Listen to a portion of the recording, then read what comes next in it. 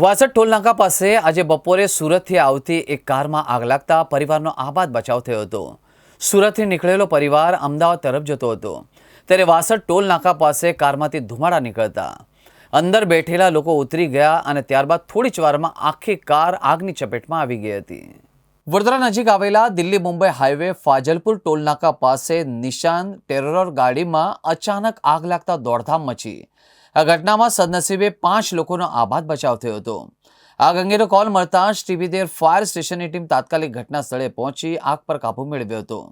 આગનો બનાવ Fajalpur toll plaza પાસે સુરતથી ભાવનગર તરફ જઈ રહેલી ગાડીમાં બન્યો હતો।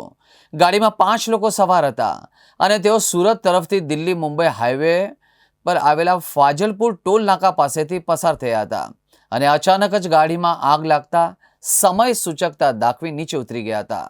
જો કે આ આગે વિકરાળ સ્વરૂપ ધારણ કરતા જોતજોતમાં ગાડી બળીને ખાખ થઈ હતી। આ ઘટના અંગે વાહન માલિક ધ્રુવિલ ગુજરાતીએ કહ્યું કે અમે સુરતથી ગામડે ભાવનગર જઈ રહ્યા હતા। એ દરમિયાન અચાનક આગ લાગી। આગ લાગતા જ અમારી ગાડીઓમાં રહેલા તમામ સભ્યો ઉતરી પડ્યા હતા।